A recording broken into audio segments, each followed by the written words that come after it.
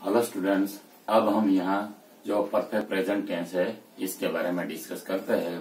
जो हमें English medium में टेंस में जो परफेक्ट टेंस है उसमें से जो पहला टेंस है परफेक्ट प्रेजेंट टेंस। अब परफेक्ट प्रेजेंट टेंस किसे कहते हैं? जो एक्टिविटी, जो इवेंट, जो घटना, जो हम क्रिया करते हैं ये सब हमने पास्ट में की, उसके बारे में हम प्रेजेंट में डिस्कस करते हैं। जैसे कि अभी दोपहर हुआ है और मैं आप सबको बोलूं कि मैंने नाश्ता कर लिया है, जो मतलब मैंने नाश्ता सवेरे को किया था उसको मैं नून मतलब जो दोपहर में मैं उसकी चर्चा करता हूँ तो उसको हम परफेक्ट प्रेजेंट टेंस में एक्टिवेट कर सकते हैं, उसकी डिस्कस कर सकते हैं। जैसे कि मैंने नए कपड़े खरीद लिए हैं, जो एक्टिविटी मैंने पास्ट में की उसके बारे में फिर से डिस्कस होती है, तो कर ली है, नहीं कर ली है, क्या कर ली है, इस तरह से जो क्वेश्चंस आते हैं तो हम ये प्रेजेंट परफेक्ट टेंस में ले सकते हैं। तो सबसे पहले तो प्रेजेंट परफेक्ट टेंस में मतलब उसकी जो अफर्मेटिव सेंटेंस स्ट्रक्चर होती है तो इसमें सब देख सकते हैं तो सबसे पहले हमारे सामने सब्जेक्ट आता है। तो सब्जेक्ट में कौन कौन से है? तो आई, वी, यू, दे, एक से ज्यादा नाम, ही, सी, इट और थर्ड पर्सन सिंगुलर के नाउन। तो इस तरह से हमारे सब्जेक्ट आते हैं। उसके बाद आता है हमारा जो मतलब हैव और हैज, जो टू हैव के रूप है, फॉर्म है उसके, तो उसमें हैव और हैज को हमें एडजस्ट करना है। तो सबसे पहले हम देखते हैं आई, वी, यू, दे और एक से ज्यादा नाम हो तो उसके साथ हम हैव लगा सकते हैं, और ही, सी, इट कोई एक नाम हो तो उसके साथ हम हैज लगा सकते हैं। इस तरह से हैव हैज को हम मतलब सेपरेट करते हैं। उसके बाद आता है जो अपना पास्ट पार्टिसिपल। किसे कहते हैं पास्ट पार्टिसिपल? तो हमने वर्क फॉर्म में पढ़ा है, जैसे कि गो, उसका पास्ट टेंस होता है वेंट, पास्ट पार्टिसिपल होता है गॉन। इस तरह से play, played, played, ring, rang, rung, sing, sang, sung. तो इस तरह से complete, completed, completed, write, wrote, written, जो मतलब राइट उसके बाद रोट उसके बाद जो आता है रिटर्न। तो जो मतलब जो थर्ड वाला फॉर्म है ये हमारा पास्ट पार्टिसिपल है, तो उसको हम यहाँ हैवेज के साथ लगाना है हमें। तो आप सबने देखा यहाँ gone, should, written, spoken, drunk, cut, sung, इस तरह से ये हमारे पास्ट पार्टिसिपल है। उसके बाद आता है हमारा ऑब्जेक्ट। तो ऑब्जेक्ट कैसे सेंटेंस में मिलता है हर बार हमने डिस्कस की हुई उसके बारे में। If you ask question with what और हुम, हम व्हाट और हुम से क्वेश्चन करेंगे तो वी कैन गेट मतलब ऑब्जेक्ट इन द सेंटेंस। हम सेंटेंस में ऑब्जेक्ट पा सकते हैं, जो वस्तुएं भी हो सकती है, कोई व्यक्ति भी हो सकता है, इस तरह से हमें ऑब्जेक्ट मिलेगा। उसके बाद आते हैं अदर वर्ड्स। तो यहाँ अदर वर्ड्स हमें दिए हुए हैं। तो अदर वर्ड्स में ऑलरेडी, जस्ट, एवर, नेवर, उसके बाद आता है येट, रिसेंटली, सो फार। इस तरह से यहाँ हमारे अदर वर्ड्स जो प्रेजेंट परफेक्ट टेंस में सेंटेंस के अंदर यूज किए जा रहे हैं। तो इस तरह से हमने यहाँ सेंटेंस स्ट्रक्चर सीखा। मान लो यहाँ जो अफर्मेटिव है इसके बाद जो नेगेटिव वाला हमें स्ट्रक्चर सीखना हो तो हमें इन शॉर्ट क्या करना है? जो हैव हैज है उसके पास में हमें नोट लगाना है। जो हम देख सकते हैं हैव नोट को इन शॉर्ट हैवंट कहते हैं और हैज नोट को इन शॉर्ट हैजंट कहते हैं।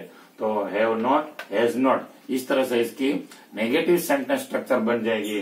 जो यहाँ हमारे सब्जेक्ट है उसके साथ हैव लगा, बाद में नॉट लगेगा, बाद में पास्ट पार्टिसिपल, अदर वर्ड और सॉरी ऑब्जेक्ट और अदर वर्ड फुल स्टॉप आ जाएगा। इस तरह से इसी और थर्ड पर्सन सिंगुलर के नाउन है उसके साथ हैज आता है, लेकिन नेगेटिव बनाने के समय उसके टाइम तो हमें यहाँ हैज के पास में हमें नोट लगाना है। तो इस तरह से हैज नोट बन जाएगा, तो नेगेटिव स्ट्रक्चर बन जाएगा। मान लो हमें इंट्रोगेटिव सेंटेंस स्ट्रक्चर में आगे बढ़ना है तो कुछ नहीं ज्यादा करना है। जो हमारे हैवेज है उसका जो एच आता है वो कैपिटल फॉर्म में आ जाएगा और वो आगे आ जाएंगे, जैसे कि हैवेज plus subject plus past participle plus object plus other word. और इंट्रोगेटिव सेंटेंस स्ट्रक्चर है इसलिए हमें आप लास्ट में क्या करना है?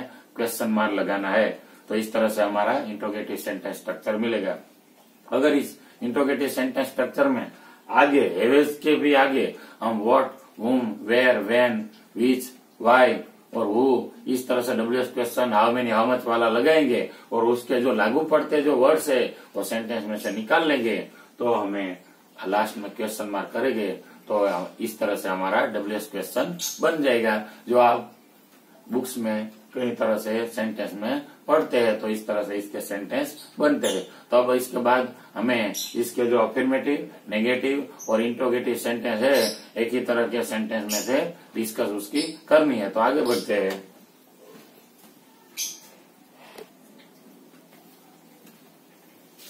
तो अब यहाँ हम परफेक्ट प्रेजेंट टेंस में अफर्मेटिव सेंटेंस में देखते हैं। तो I have taken lunch at noon, मैंने दोपहर को लंच ले लिया है, खाना खा लिया है। We have already written our homework, हमने हमारा जो गृह कार्य है, होमवर्क है, वो कर लिया है, मतलब लिख लिया है। You have spoken in English in the class, तुमने क्लास में, वर्ग में इंग्लिश में बोला है, मतलब हैव स्पोकन, जो मतलब कोई एक्टिविटी की हुई है इसके बारे में। They have played chess at home, मतलब घर पर उन्होंने हैव प्लेड मतलब चेस खेला हुआ है। James and Riva have met the teacher, तो जेम्स और रीवा जो टीचर को मिले हुए है, मतलब उसको मेट, उसके साथ मीटिंग की हुई है। उसके बाद Riva has completed the work, Riva ने कार्य है पूरा कर लिया है।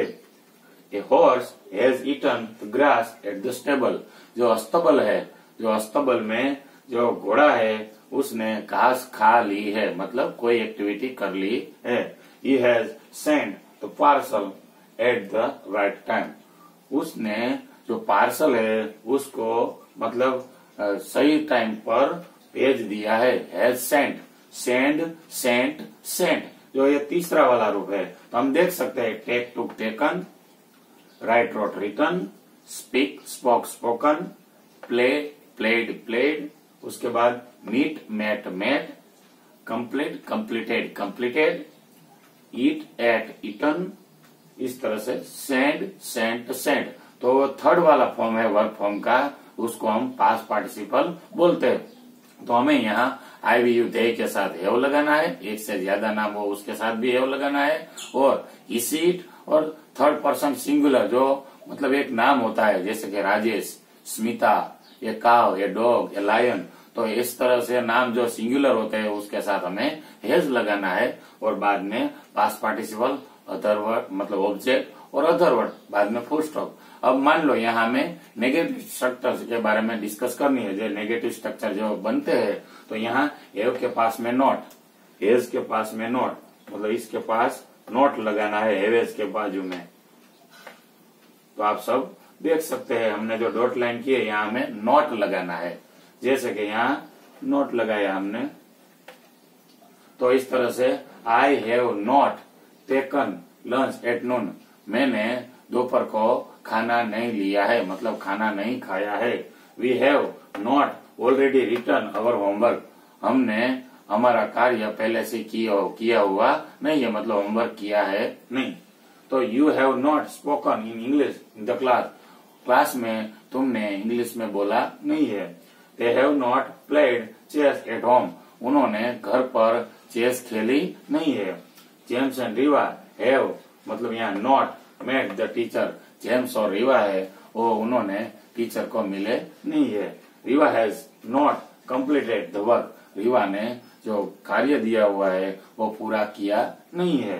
A horse has not eaten the grass at the stable, जो अस्तबल है उसमें घोड़े ने घास खाई हुई नहीं है। He has not sent the parcel at the right time, उन्होंने मतलब उसने राइट टाइम पर सही समय पर पार्सल भेजी हुई नहीं है। तो कोई क्रिया नहीं की हुई है, इसके लिए हमें हैवेज के पास में नॉट लगाना है, बाद में पास्ट पार्टिसिपल, उसके बाद आता है object, other word, full stop, आगे सब्जेक्ट तो होते ही है। अब हमें यहाँ नेगेटिव के बाद आता है interrogative sentence structure.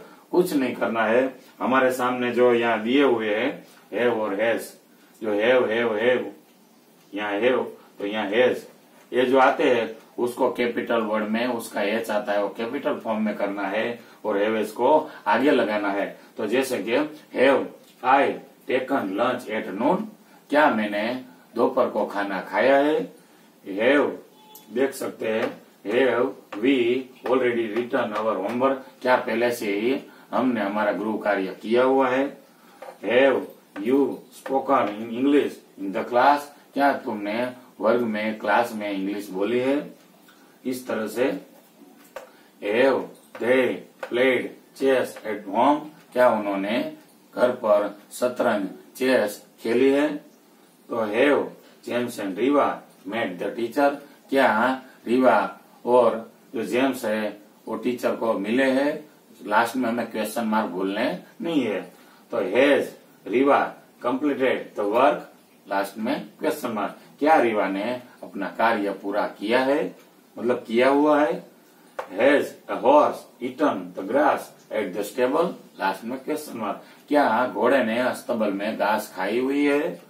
Has he sent the parcel at the right time, क्या उसने सही समय पर पार्सल भेजा हुआ है। मतलब कोई एक्टिविटी, कोई क्रिया है, कोई इवेंट है, ओकेजन है, वो हुआ है कि नहीं हुआ है, तो इसके बारे में हम परफेक्ट प्रेजेंट टेंस ले सकते हैं। तो यहाँ हमने इंटरोगेटिव सेंटेंस स्ट्रक्चर में क्या किया, तो आगे जो सब्जेक्ट है उसके बाद में जो हैवेज आता है उसको आगे ले गए और लास्ट में क्वेश्चन मार्क किया। तो इस तरह से इंटरोगेटिव सेंटेंस स्ट्रक्चर बने।